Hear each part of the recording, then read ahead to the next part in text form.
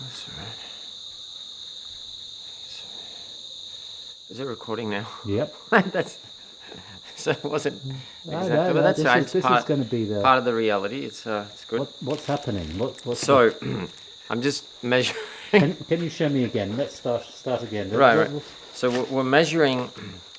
There's this app that measures lux, and that measures the light intensity.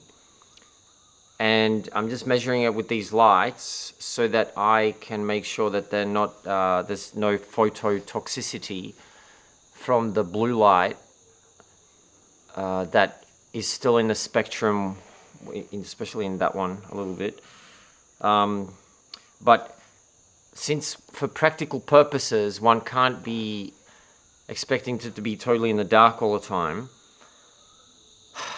so I figured that the light just after sunset would be safe. And so then, because it's hard to gauge what that actually is with lights like this, then I've measured that, and now I measure this and compare it to sunset, which sunset on this is about 1500 lux, and this here is only 350 or something, so that's quite safe.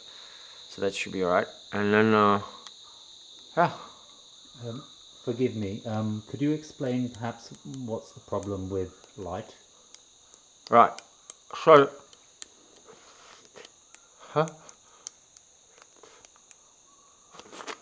so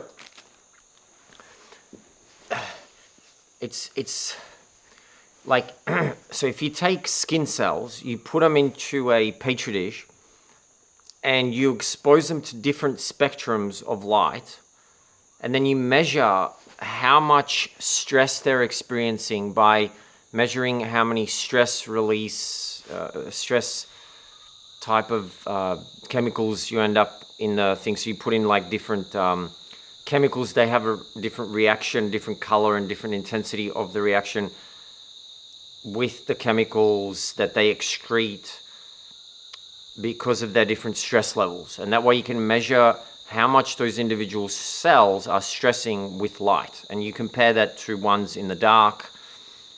And then you can see that throughout the whole spectrum, they do suffer, that they're under stress, mainly oxidative stress. And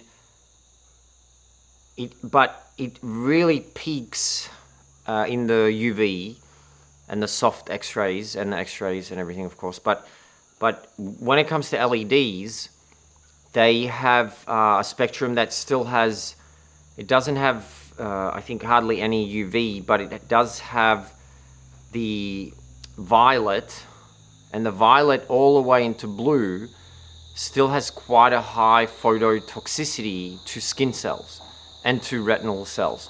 And so, but because of practical reasons and just to be pragmatic, one has to, of course, be exposed to some amount of light. But I want to just make sure that I'm not exposing my skin cells, the largest organ of the body, to any phototoxic light, just like any other toxicity. Like I wouldn't put some toxic cream on myself. And one might say that it's natural to do that, but it is also natural to live in the bush and get eaten by a lion or something. And so this is just one of those dangers that I try and avoid. Ta-da! Well, I just did a film course. Yeah, my friend. No, I'm like, you're my friend because you've got the stuff. So there, with regard to what we were talking about before. So it's still on? Yep. Is there any oxidative stress associated with using your muscles? Because I think maybe you should go and stay in your bed the whole time. Right. I know what you're getting at, is that you're saying basically that if I have the premise that the phototoxicity is exerting damage through oxidative stress to the skin cells, then therefore muscle cells in exertion, in exercise, would therefore, in that kind of concept, also be being damaged, but it's a different type of damage. It's not an oxidative stress. There, the actual filaments within the muscle are actually torn, and so it's more of a stress of like the equivalent of a cut or a tear, rather than an actual exposure to oxidative stress through the reaction of the violet light with the ultraviolet and the violet hit. They go inside the cell, and they trigger. Are you you going? I was just going to get a beer because it's a little bit boring, so I just wanted a beer to like. Oh my god, that's terrible. That's all right. We'll just Oh stop my there. god, you'll be like, then you get drunk. You're like, yeah, now I get it. I get it all. Let's stop No, this. it sounded like you're doing an interview and I was just going to get something from my car. Right.